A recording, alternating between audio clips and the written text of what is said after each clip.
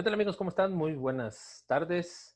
Estamos con una entrevista muy especial el día de hoy con un personaje histórico del deporte en México, uno de los más grandes marchistas que ha dado este país, ahora también ya dedicándose al trabajo legislativo, apoyando al deporte desde otra trinchera.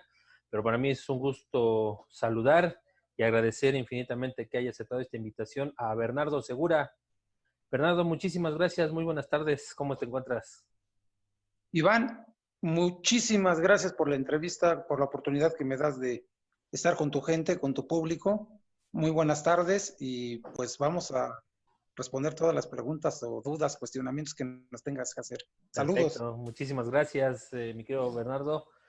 Pues empezar en el tema de cómo se da tú eres originario de San Mateo Tengo, del Estado de México, y cómo se da ese acercamiento hacia la marcha, un deporte que pues no digamos que no figura, sino que es poco común en nuestro país. Fíjate que se da, yo creo, te voy a poner la reseña histórica. Yo tengo un tío, muy pocos lo saben, fue campeón centroamericano de 5 y 10 mil metros planos en los Juegos Centroamericanos y del Caribe de Caracas de 1958. O sea, yo a mi tío, mi papá tenía 10, 12 años cuando mi tío fue campeón. Y creo Sí. que por ese gusto, mi papá le gustó mucho el atletismo. Y nos inculcó desde niños el atletismo. Yo era corredor de fondo y medio fondo, corría 3,000 steeplechase, 5,000 metros planos, 1,500. Cuando cumplí 18 años, azares del destino, yo ingresé a la Escuela Normal de Educación Física del Estado de México. Uh-huh. Yo cursé la carrera de Educación Física y Entrenamiento Deportivo. Y ahí conocí a un amigo que hacía marcha. Y las circunstancias, me juntaba con él, me invitó a entrenar. Si soy honesto, no me gustaba. Estoy hablando de 1988, no me gustaba. Y mi amigo me insistió tanto que, bueno, me acuerdo, en un club de Liste, en el Estado de México. El profesor me dijo, da 2 vueltas a la pista, las hice, en mi vida había hecho marcha, y me dice, lo haces muy bien. Al mes de estar practicando la marcha, hubo una competencia en Monterrey, Nuevo León, en febrero del 89. Y en esa competencia participó Ernesto Canto, Carlos Mercenario, Joel Sánchez y grandes estrellas de la marcha de esa época. Y a mí, la verdad, estar al lado de un Ernesto Canto, Sí. conocer a Carlos Mercenario, que ya tenían una trayectoria, un renombre, eso me impactó positivamente. Y ahí me empezó a gustar la marcha. Realmente, desde que yo inicié en la marcha, a finales del 88 hasta 1994, yo diario mejoraba mis marcas en los entrenamientos y en las competencias. Eso fue lo que a mí me motivó a continuar en este deporte. Bueno, sí, es como lo comentas, tener a esos dos grandes de la marcha en México, obviamente, pues motivaría a cualquiera. Pero a final de cuentas, el deporte como tal, digo, si no es sido por ti, por Ernesto, la marcha en México es un deporte que a partir de esa época, pues se ha venido hacia abajo. ¿Qué ha pasado con la marcha en México después de su generación? Bueno, mira, también hay que recalcar que en 1966 no existía la marcha en nuestro país. Uh-huh. Cuando llega el profesor Jerzy Hausleber, el polaco, lo Uh-huh. primero que hizo en esa época fue acercarse al ejército para buscar la materia prima que hubiese para prepararlos para los Juegos Olímpicos. De ahí surgió el sargento Pedraza. Uh-huh. Fue el primer entrenador en México por muchos años, el profe Hausleber. Entonces se descuidó mucho la formación, la preparación y la capacitación de entrenadores mexicanos. El profe murió hace 5 o 6 años, no tiene mucho, y quienes rescataron o trataron de darle continuidad a su trabajo fueron los que en su momento eran sus auxiliares.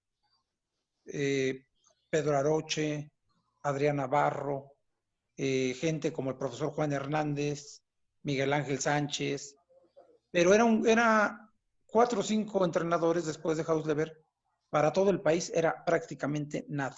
Ujú, ujú. Se muere Hausleber y tenemos un fenómeno muy curioso. El novio o la novia quiere ser entrenador de un atleta destacado. Y tenemos el caso de Lupita, el más reciente de Lupita González, tuvimos el caso de Noé Hernández, el caso de Eder Sánchez, incluso que su mamá era su entrenadora. Y eso ha venido a perjudicar mucho el desarrollo de la marcha por la improvisación. También debo de reconocer que hay entrenadores capaces, pero que aún falta más la actualización. Ujú. Yo estoy seguro que ese ha sido uno de los principales factores.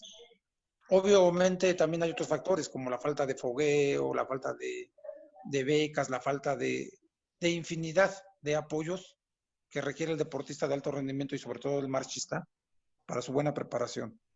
Médicos, fisiatras, entrenadores, viajes, giras, campamentos, etcétera. O sea, cuesta mucho. Y si esto lo fraccionamos en 10, 15 grupos que existen, al gobierno le cuesta más trabajo apoyar a 15 grupos pequeños Ujú. que apoyar a uno o dos grupos compactos, grandes. Sí, sí, Ese sí. ha sido un gran problema, pero tengo confianza y seguridad de que esto va a cambiar pronto. Y que eso ha pasado desde que tú eras atleta, no es algo reciente. Pues, pero existía la rivalidad. ¿No? Existía la rivalidad porque, en mi caso, a mí me tocó durante más de 10 años pelear de ser el mejor mexicano con un campeón mundial, Daniel García Córdoba. Ujú. Daniel García fue 2 veces campeón mundial. Le faltó solo la medalla olímpica. Y para aspirar yo a ser campeón mundial, pues le tenía que ganar a un campeón mundial Sí. mexicano. Ahora, pues no tenemos en la actualidad, esa calidad de atletas. Eh, Creo que se ha caído en un estado de confort donde se ha perdido el hambre.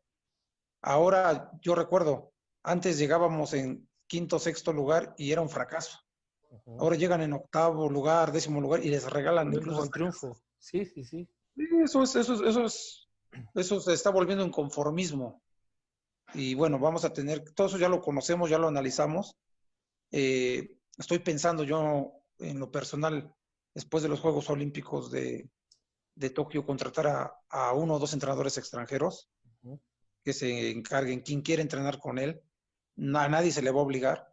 Yo soy responsable de la Comisión Nacional de Marcha y he Ujú. sido muy respetuoso porque muchos entrenadores eh, quieren que se les apoye, teniendo pocos atletas, pero no han demostrado resultados. Es un círculo vicioso.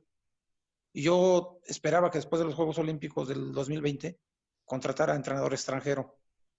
Se posponen los Juegos Olímpicos para el siguiente año y bueno, tendré que al siguiente año contratar a este entrenador, no te doy el nombre todavía, pero la idea es que este venga a aglutinar nuevamente y que los entrenadores mexicanos pues aprendan de él y exista nuevamente esa rivalidad deportiva que nos obligue a ser mejores día a día.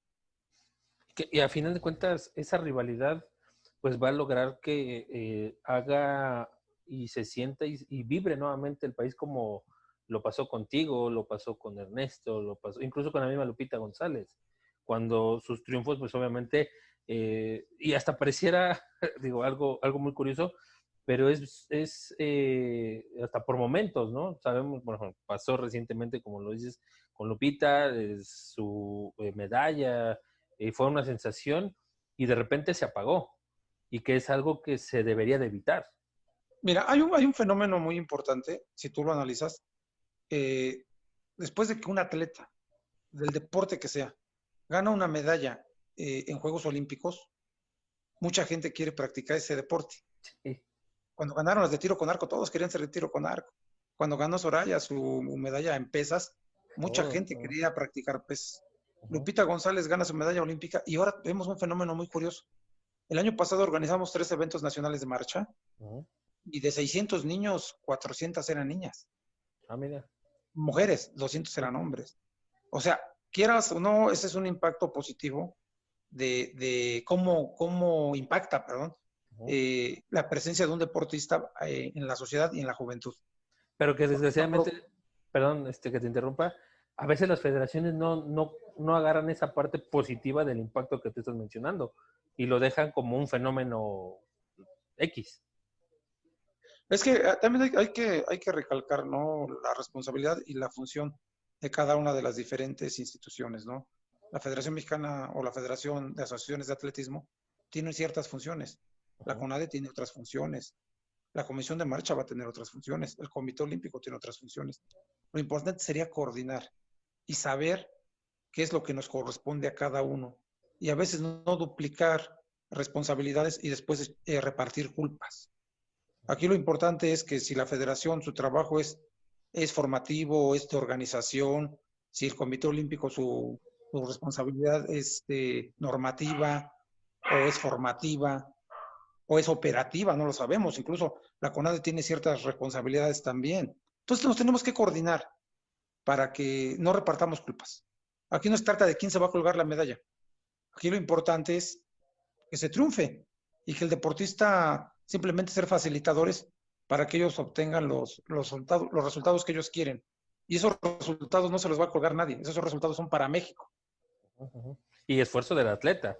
Él es el que pone lógicamente, pero lo que muchas veces la gente no sabe es que por decir, a veces el atleta pensamos que es simplemente un individuo que por su propio esfuerzo logra el triunfo y no. Ya en el alto rendimiento, a lo mejor inicias así, solo, inicias a veces como un entrenador, pero ya en el alto rendimiento, ya previo a unos Juegos Olímpicos, y cuando ya traes una trayectoria de muchos años, que ya fuiste campeón centroamericano, panamericano, mundial, muchas veces debemos de reconocer que no solamente es tu beca la que se te da, se le da un sueldo a un entrenador y no es un sueldo barato. Tienes un equipo multidisciplinario, tienes un médico, tienes un fisiatra, tienes a veces un psicólogo, un nutriólogo. Los campamentos en el extranjero cuestan mucho dinero. El pago de las competencias en el extranjero cuestan mucho dinero. El equipamiento deportivo y todos los complementos alimenticios y médicos cuestan dinero. Entonces, eso a veces no lo vemos y pensamos que solamente es la beca. No, si se hace un estudio, atleta por atleta en deportes individuales, de taekwondo, de clavados, de atletismo, y la verdad es que sí se invierte una buena cantidad de recursos en varios atletas, pero solamente nosotros vemos aquellos que dan resultados. Pensamos que es producto de su propio esfuerzo. Sí es producto de su gran esfuerzo, pero también es la coordinación de muchos esfuerzos entre autoridades que a veces no lo reconocemos como atletas o no lo valoramos como atletas. Pero tampoco el funcionario debe estar esperando a que ahora que se triunfe digan que fue por tu apoyo. No, uno lo tiene que hacer porque es parte de tu trabajo cuando estás en la administración pública. Ser facilitador de esos apoyos. Más bien, te tienen que criticar por no dar los apoyos, pero no te tienen que alabar o reconocer por los apoyos que estás dando, porque son apoyos a veces que se tienen que dar por ley. Y el atleta, si lo reconoce bien y si no lo reconoce también, pero tú tienes la satisfacción de decir, yo apoyé a ese atleta. Pues, y a final de cuentas, en esto que estás hablando, Bernardo, pues va mucho de lo que se había hablado en los últimos meses, esa intención de quitar ese apoyo, ¿no? A los atletas de alto rendimiento, el famoso FODEPAR. No. Mira, también no hay que confundirnos, fíjate. Mira, el presidente mencionó que se iban a desaparecer los fideicomisos públicos, que algunos operan de manera irregular, porque no existe una normatividad. Algunos fideicomisos no tienen una estructura operativa, una estructura orgánica. Entonces, al no existir, a veces hay discrecionalidad en el manejo de esos recursos. No estoy hablando solamente de FODEPAR, estoy hablando de muchos fideicomisos públicos que desgraciadamente han sido cajas chicas de varias personas, de varias asociaciones. Entonces, combatiendo la corrupción, se va a decretar que desaparezcan estos fideicomisos. Lógicamente, tiene que existir un plan B. Y ese plan B consiste en que, bueno, se le tiene que dotar de apoyos a los fideicomisos que han sido exitosos. Entonces tiene que crear otra figura. No sabemos si se llama fideicomiso, pero tiene que haber otra figura que venga a reemplazar a esos fideicomisos para que en el caso del deporte no quede sin apoyos, no quede acéfalo el apoyo a los deportistas. Yo no sé si Ana Guevara tenga ese plan B, yo no sé si exista algún nuevo mecanismo de apoyo a los deportistas que venga a sustituir al FODEPAR. Pero a mí lo que sí me tiene que quedar claro es que sí tiene que existir. Y tiene que existir porque estamos a un año de Juegos Olímpicos. No puede existir o no tendría que existir ningún tipo de pretexto para que el atleta no se prepare bien. Porque afortunadamente sí existen los recursos, que no han sido en su momento bien canalizados o transparentados, es otra cosa. Se tienen que crear nuevas reglas de operación para que los recursos públicos lleguen al deportista y el deportista sean bien aplicados. Exactamente, eso es a lo que iba, ¿no? Se mencionaba que podría desaparecer, pero la figura como tal del apoyo está en la Ley de Cultura Física y Deporte, que es una obligación del Estado. Entonces, como lo comentas, es una parte, y yo también soy de las personas que he dicho que las cosas tienen que tener una regulación específica, porque como lo comentas, y a fin va para el alto rendimiento, en este caso, por ejemplo, en el que podemos decir, X atleta o Y atleta van a tener el recurso, pero atrás de ellos pueden venir más atletas a los que también se les puede facilitar ese recurso e incluso pueden dar mejores resultados que los que ya están consolidados. Sí, mira, aquí se tiene que analizar mucho el caso de FODEPAR. Hay muchos entrenadores que cobran como tal, que no lo son. Exactamente. De todo lo que se le ha juzgado y criticado a Ana Guevara por actos de corrupción, que yo no juzgo, pero mucho de lo que se le ha dicho viene de esa área, del área de calidad para el deporte, del manejo del FODEPAR. Entonces, sí se tiene que transparentar. Por culpa de unos están pagando todos. Ya no sé si supiste que fue inhabilitado el director de alto rendimiento. Alto rendimiento, sí. El señor Arturo Contreras Bonilla. Sí, sí, sí. Esto seguramente por irregularidades en el manejo del fideicomiso.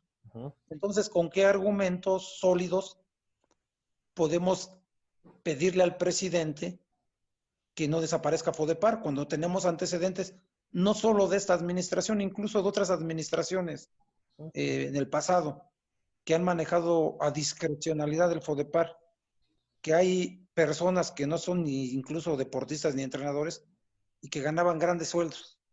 Ahí teníamos a una secretaria de Alfredo Castillo, se manejaba con sueldos de 70,000 pesos. Sí, al final de cuentas. Y así te puedo dar, casos del pasado que no tiene caso recordarlos en este momento. Sí. Pero que queda como un estigma, ¿no? Yo creo que por eso también esa parte quedó estigmatizado mucho ese fondo. Sí, yo te digo, y actualmente no voy a dar nombres ahorita, pero están cobrando personas en FODEPAR como entrenadores y no lo son. Tal vez son amigos de algunos de esos funcionarios. Y que es grave, ¿no? Porque al final de cuentas... Es grave porque es recurso público que tiene que canalizarse al desarrollo del deporte. El FODEPAR está hecho para los deportistas y para la contratación de equipo multidisciplinario.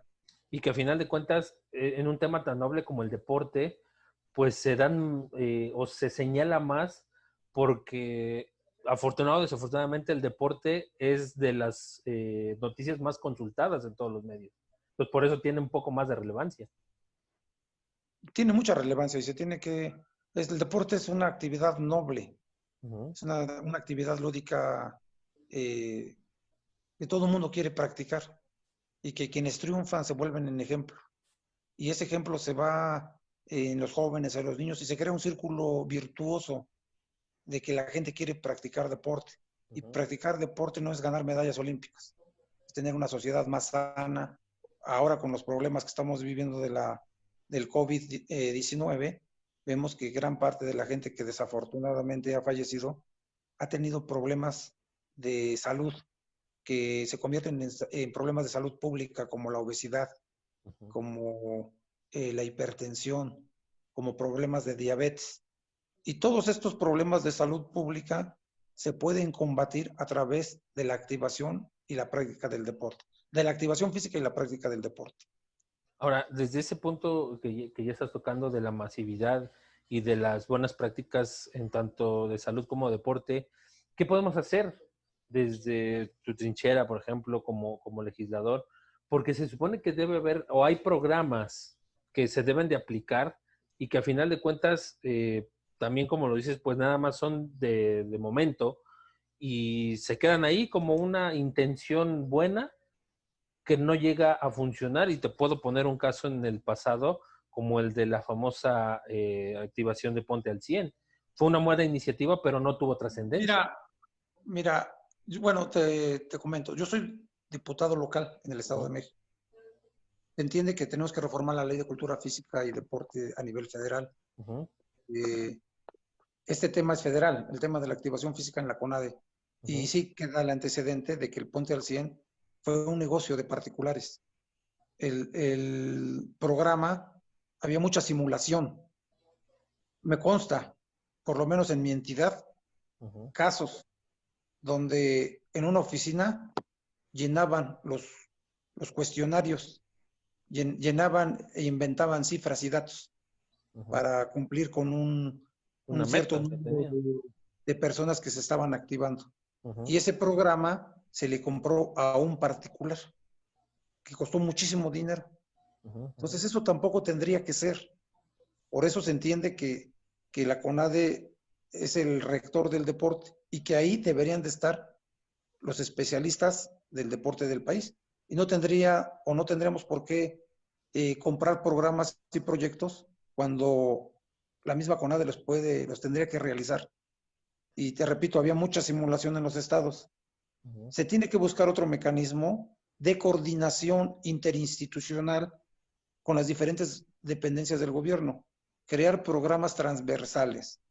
La CONADE no puede sola, por sí sola, llevar un programa de activación física si no se coordina con el sector salud. El IMSS tiene recursos de apoyo a actividades de prevención. La misma Secretaría de Gobernación, Uh-huh. incluso otras dependencias, el mismo ISSSTE, y así sería cuestión de coordinación para crear un programa nacional de activación física, pero sumando los presupuestos de todas estas dependencias y que no solamente fuese con el presupuesto de la Comisión Nacional del Deporte. Más Uh-huh. bien la Comisión Nacional del Deporte sería como un ente normativo Uh-huh. o Uh-huh. incluso pudiera operar el programa, pero repito, llevar ese programa a las cárceles del país, llevar el programa a los centros de salud, llevar el programa incluso a los centros de migración, o sea, a toda la población.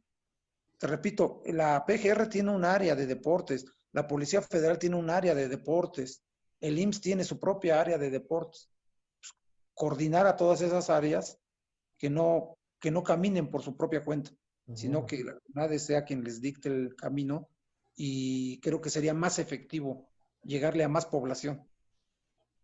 Y desde ese punto de vista que tienes y todo lo que nos acabas de comentar, ¿no crees que sería bueno o sería óptimo hacer una reestructura general de pasar de una comisión de deporte a una secretaría del deporte a nivel nacional?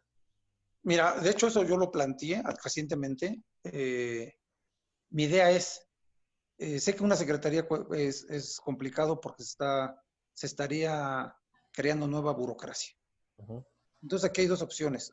Una, para hacer más eficiente el gasto, que llegue más a los deportistas y tener ahorros, sería fusionar o incluso desaparecer algunas áreas de la actual Comisión Nacional del Deporte. Uh-huh. Proponerle al presidente y al secretario de Educación la creación de una subsecretaría del deporte. En la subsecretaría del deporte tendría personalidad jurídica y patrimonio propios. Eh, se habría la posibilidad de tener una estructura orgánica más pequeña, pero más eficiente. Una dirección general de alto rendimiento, una dirección general de infraestructura, una dirección general de deporte social, por citarte un ejemplo de estos tres pilares del deporte mexicano. Esto, de no darse, se tendría que entonces crear, hacer una reingeniería institucional. Y te voy a decir por qué. Porque la actual Comisión Nacional de Cultura Física y el Deporte es una institución que ha sido en los últimos años muy cuestionada. Y no estoy hablando de la administración actual de Ana Guevara, incluso de Alfredo Castillo, de Bernardo de la Garza, de Jesús Mena, del mismo Nelson Vargas, Carlos Hermosillo, etcétera. La CONADE como institución, creo que los tiempos ya lo rebasaron. En su momento, con Raúl González, con Ibar Cisniega, era una comisión que iba funcionando perfectamente. Y con los años se han ido viciando muchas cosas. Se ha desconocido a la CODEME, se pelean con el Comité Olímpico. Entonces tiene que reestructurar.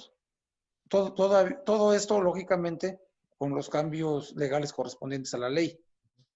Darle mayores facultades a la Comisión de Apelación y Arbitraje del Deporte, coordinación con el Comité Olímpico, el mismo reconocimiento al deporte paraolímpico,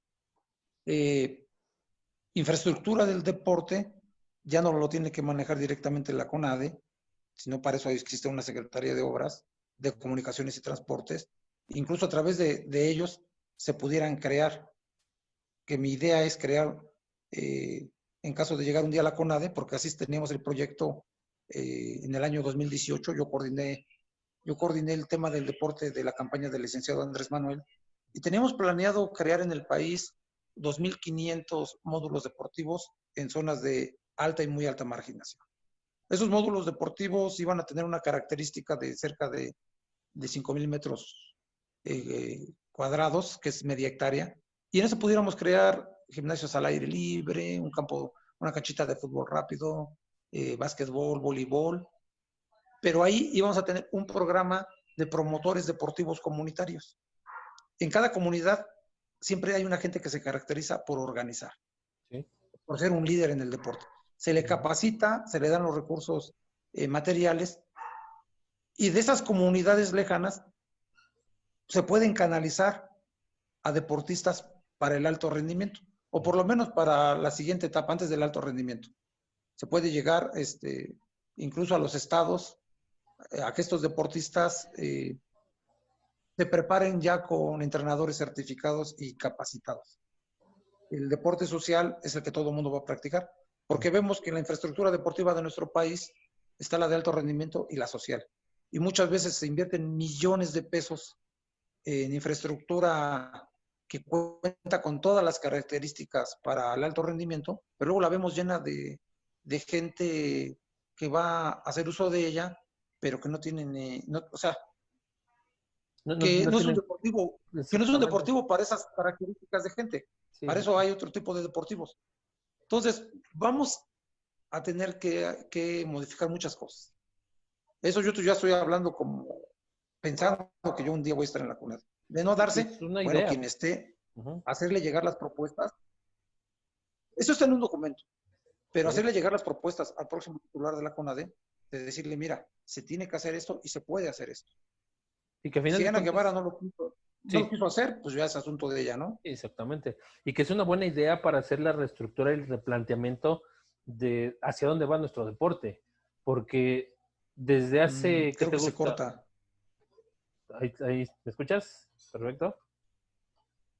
¿Me repites la pregunta, por favor? Perdón, te decía que eso va encaminado hacia la pregunta que hacia dónde va nuestro deporte. Porque si nos damos cuenta, de unos años hacia la fecha, ¿qué te gusta? Yo creo que desde los Juegos Olímpicos de Londres a la fecha, pues han sido los mismos nombres de deportistas y han sido también como que una secuencia de los mismos deportes, porque no hay más, no se ha enfocado a... Pero es que son los mismos deportes desde 1988 o desde 1984. Bueno, si lo vemos hacia atrás, o sea, sí. Se acercan Juegos Olímpicos y inmediatamente ¿a qué vas? Al box, en algunas, con algunas excepciones, te vas a la caminata, te vas a los clavados y te vas al taekwondo. Y hubo excepciones como el tiro con arco y en su momento Soraya en la halterofilia. Pero de ahí en fuera se acercan Juegos Olímpicos y dices taekwondo, marcha, box y clavados. y párale de contar. Puede surgir alguien de pentatlón, puede surgir alguien de ciclismo, puede surgir alguien, pero estos 4 deportes prácticamente son los que siempre se enfoca la atención antes de unos Juegos Olímpicos. ¿Y dónde quedan el resto de federaciones deportivas? Sí. ¿Dónde está su trabajo? ¿Dónde está su continuidad? Exactamente, sí, digo, ahí es donde te das cuenta que toda esta falta de organización y esa falta de coordinación, como tú lo mencionaste hace unos minutos, pues refleja obviamente pues en el trabajo de cara a centroamericanos, panamericanos, a los Juegos Olímpicos, que es lo máximo. Y también caminando a este mismo tema, Bernardo, preguntarte el tema, digo, hace unos meses también Ana Guevara dio por finiquitado el tema de la Olimpiada Nacional, que fue el semillero máximo del país durante 25 años y que ahora, pues tratando de borrar toda la historia, cambiando de nombre, que a final de cuentas es prácticamente igual. Y yo siempre he tenido la idea de que la Olimpiada tenía que reestructurarse. ¿Será bueno el cambio que propuso Ana Gabriela Guevara de cara a esto que estamos platicando, que es la formación de talentos y la captación hacia el alto rendimiento? Mira, primeramente hace unos años existió un litigio por el uso del nombre de Olimpiada. La Carta Olímpica no permite que un país utilice estos términos si no es con el permiso del Comité Olímpico de cada nación. Entonces, este año que le están retirando los recursos al Comité Olímpico, yo veo difícil que nuevamente se pueda utilizar el término Olimpiada Nacional. Okay. La CONADE este año iba a crear sus propios Juegos CONADE.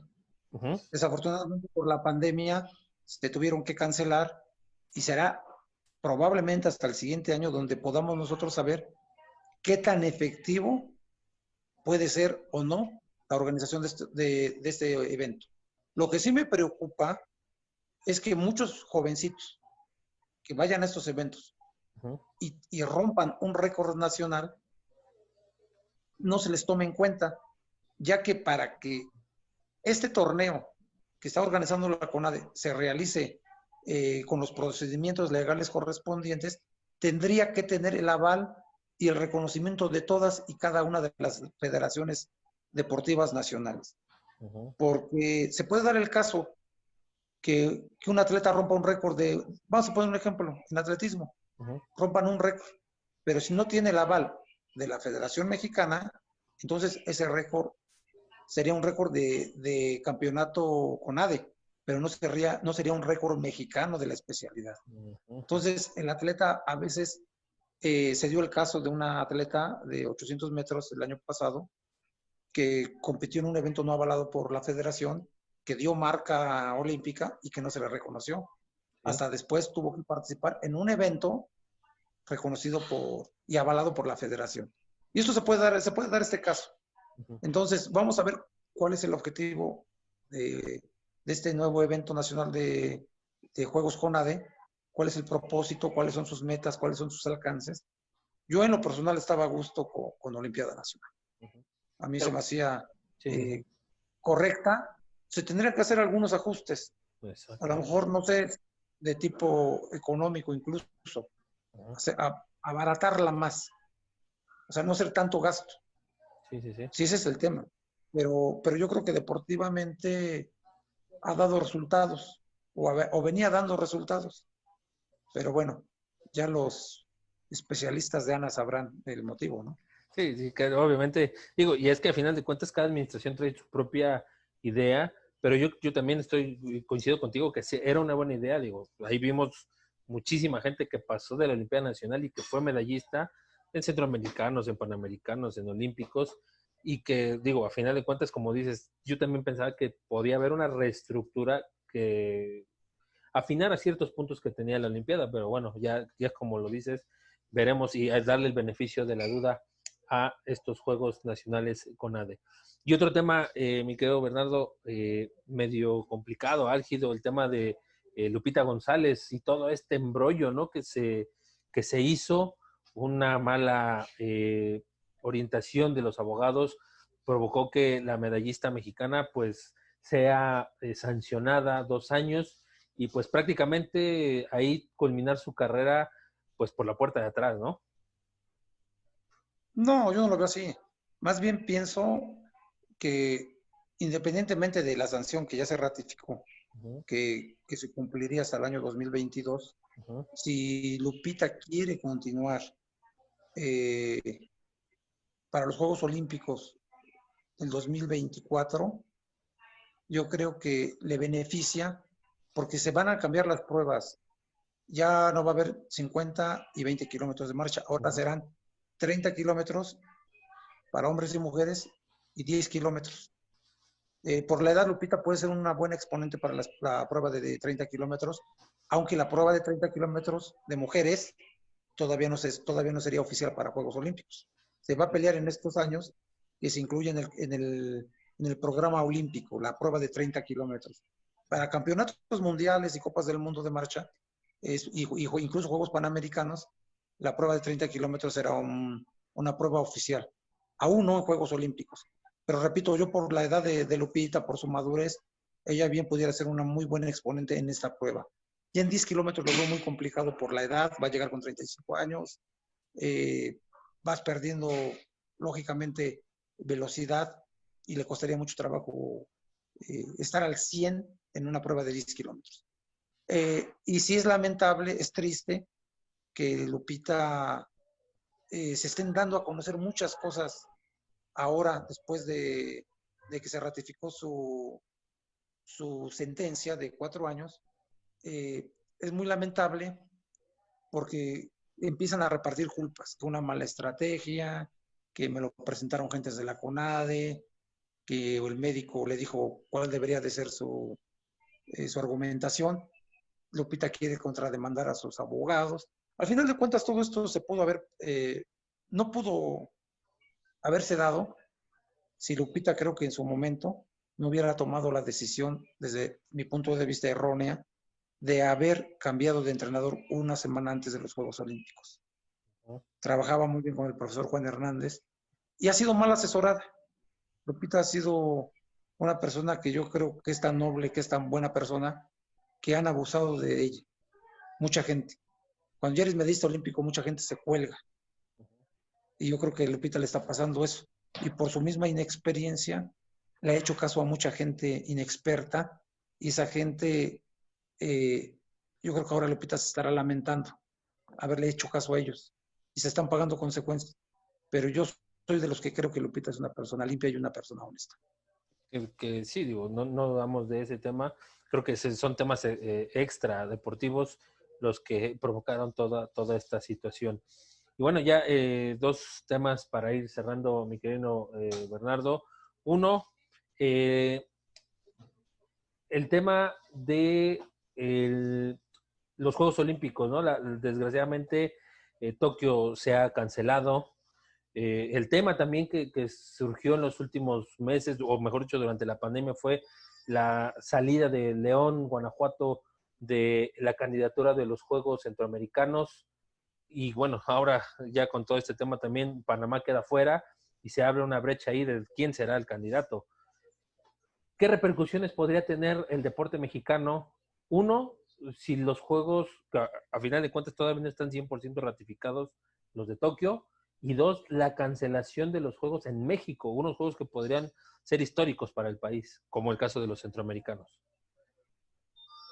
Bueno, también hay que pensar que tenemos el antecedente de que México, cuando es sede de un campeonato de esta naturaleza, la gente solamente ve la parte deportiva. Uh-huh. Pero hay muchas denuncias que no se han investigado bien sobre lo costoso que fueron los Juegos Centroamericanos en Veracruz y ¿Sí? los Juegos Panamericanos de Guadalajara. Hay sospechas de corrupción, hay cuentas que no han sido totalmente aclaradas y que si se van a hacer unos Juegos Centroamericanos, se tienen que hacer con la mayor transparencia. Este gobierno no está para derrochar recursos. Ignoro yo los motivos reales de la suspensión o de la cancelación de la candidatura de León.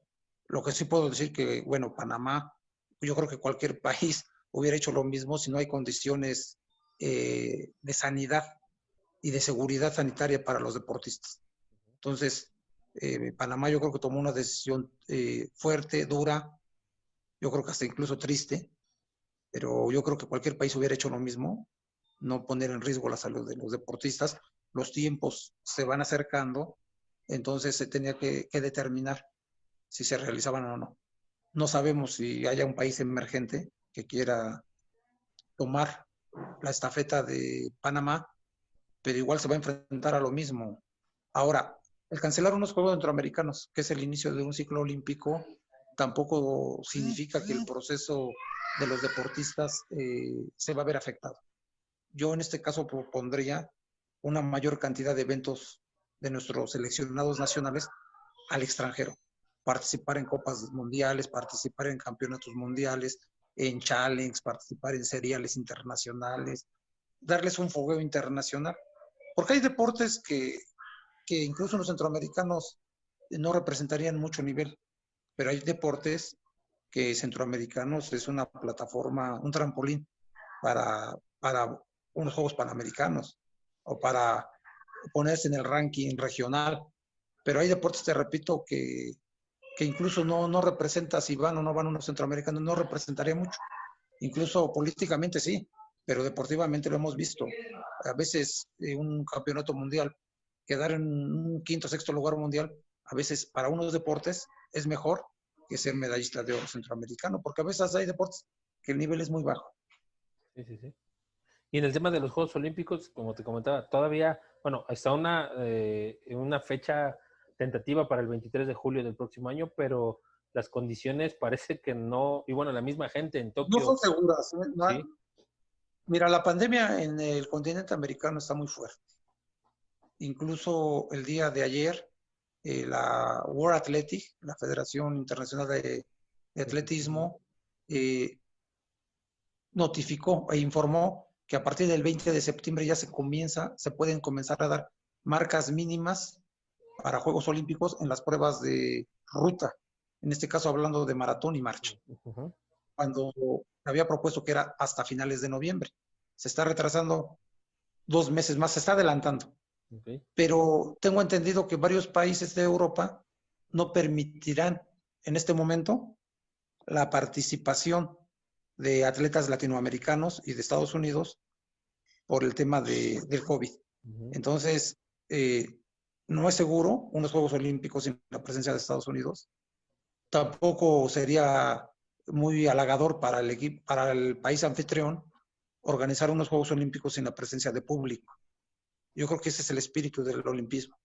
La gente, la hermandad, lo que representa los Juegos Olímpicos. Entonces, si se hace, los Juegos Olímpicos tendrían que hacer con público. Y yo creo que Japón está en ese tenor. Entonces vamos a esperar qué pasa en los próximos meses. Yo le he dicho a muchos entrenadores, ustedes continúen con su preparación, con su programación normal para el siguiente año y vamos a esperar. Simplemente este es un tema ya que tendría que tomar en cuenta el comité organizador de los Juegos Olímpicos y probablemente para los meses de febrero, a más tardar marzo del próximo año, se sabrá a ciencia cierta si se llevan a cabo los Juegos Olímpicos. Sí, es una decisión complicada y triste, ¿no? Para el tema deportivo, porque al final de cuentas, pues muchos tienen esa expectativa, ¿no? De llegar a los Juegos Olímpicos. Para muchos es una oportunidad en la vida. Digo, hay deportes que te permiten, pero algunos que solamente es una vez y hasta ahí terminó su esperanza olímpica. Y en el otro tema que ya sí, para... Yo creo que para muchos... Sí, Sí, sí. dime. No, sí, digo, yo creo que sí, es mucho, ¿no? Y te decía, en el otro tema, pues el que quedó pendiente al inicio, pues esa medalla, ¿no? Que consigues en Atlanta 1996, medalla de bronce, que luchaste, que la peleaste hasta el último minuto, y 4 años después, una decisión polémica, ¿no? En Sydney, en el año 2000, que te quita también una medalla y que a final de cuentas hace no mucho habías comentado que tenías la intención de poder pelear por ella nuevamente. Sí, mira, yo creo que hay elementos para considerar la posibilidad de pelear por la medalla. Primeramente, en Atlanta 96, bueno, fui el único medallista olímpico de toda la delegación en marcha. Incluso 4 años antes en Barcelona 92, Carlos Mercenario, también de marcha. De marcha, sí. De toda la delegación. Eso nos da un orgullo como marchistas, porque fuimos los que sacamos a flote esos 2 Juegos Olímpicos que han sido probablemente de los últimos años donde menos medallas se han obtenido. Y si no es por la marcha, no se hubiera obtenido ni una. Ni una, sí. Ya para el año 2000 hubieran sido 3 medallas olímpicas en la marcha. Se ganó una con Joel Sánchez en 50 kilómetros y Noé Hernández. Pero en esa época no existían las redes sociales y no existía el internet tan avanzado como ahora lo tenemos. Yo, para rápidamente decirles, si ustedes checan el video, a la hora con 15 minutos, ustedes busquen Juegos Olímpicos Sydney 2000, 20 kilómetros marcha. Y busquen a la hora con 14 minutos, casi 15 minutos. Va el polaco Robert Korzenowski con Noé Hernández, faltando prácticamente 1 kilómetro antes de la meta, y yo vengo 10 metros atrás de ellos. El juez notifica a los dos de que son amonestados. El juez hace un lado y se ve claramente que yo paso y el juez no me dice nada. Cuando cruzo la meta y pasan 20 minutos y me descalifican, en ese momento pues tú no sabes qué hacer porque no había un antecedente que hubiesen descalificado a un atleta después de cruzar la meta. Pero yo me doy cuenta ya con los años, gracias a un reportero de Televisa, que me dijo: Bernardo, mira, acabamos de descubrir que esa amonestación no era para ti, era para Noé Hernández, porque sacan la tarjeta a Noé Hernández y al polaco, pero desgraciadamente en lugar de poner el nombre de Noé, el número de Noé, ponen mi número. Los números eran muy similares. Entonces, esa confusión es la que yo voy a argumentar y me van a preguntar, ¿y por qué hasta ahora? Pues sí, porque simplemente te pongo un ejemplo. México, como país en los Juegos Olímpicos de Sydney, se nombra, cada país nombra a un jefe de misión, sí, responsable de toda la delegación. En este caso, en México era el Tibio Muñoz. Cuando a mí me descalifican, incluso cualquier deportista de cualquier país que tenga una controversia deportiva, su representante, en este caso el jefe de misión, tiene que presentar por escrito una denuncia. México nunca presentó, en mi caso, una apelación. Nunca. Si México hubiera presentado por escrito la apelación, se forma una comisión de honor y justicia, analiza el caso y deciden si mi amonestación o mi descalificación fue justa o no. Al no haber esto, no se podía perseguir de oficio una controversia como la mía. Entonces México no la presenta. El señor Mario Vázquez Raña dice: Bernardo, no te preocupes, vamos a apelarla en el Tribunal Internacional del Deporte. Yo regreso al siguiente día a México, más en un recibimiento multitudinario, y en ese recibimiento el licenciado López Obrador, que era jefe de gobierno electo, me invita a ser el director del deporte de la Ciudad de México. Acepto. Pero al siguiente día, en los periódicos de Mario Vázquez Raña, aparece en primera plana: Bernardo Segura es un mentiroso, Bernardo Segura sabía de su descalificación, Bernardo Segura me engañó, y empezó a difamarme por más de 15 años. Entonces yo sabía que si yo metía una apelación a un tribunal internacional, seguramente no iba a proceder por las influencias de este señor. Este señor ya acaba de fallecer hace algunos años. Dije, bueno, creo que ahora están las condiciones dadas para que pueda hacer una apelación un poco más justa. No quiero decir que con esto ya yo voy a ganarla, ¿no? Sí. Pero creo que no habría interferencia y sería una sanción justa.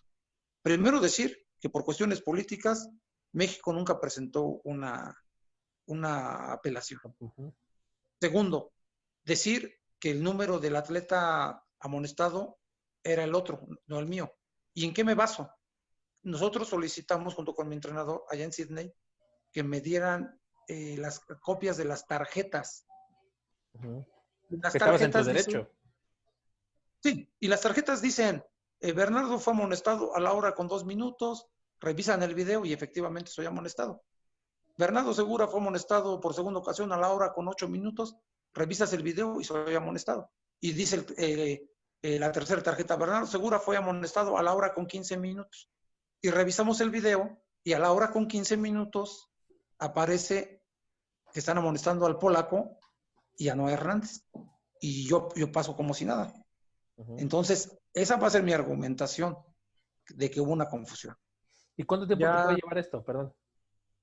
No, yo estaba esperando que pase este tema del COVID para asesorarme con buenos abogados y que los abogados en este tema me digan.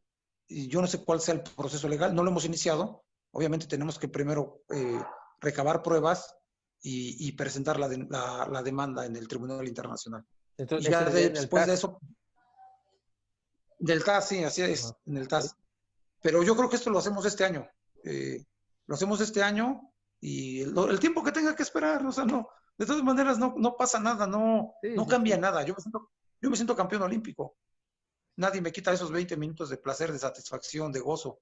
Yo crucé la meta en primer lugar ante 90,000 gentes, el estruendo, la emoción, la vuelta olímpica. Eso no cambia nada, ¿eh? O sea, me den la medalla o no.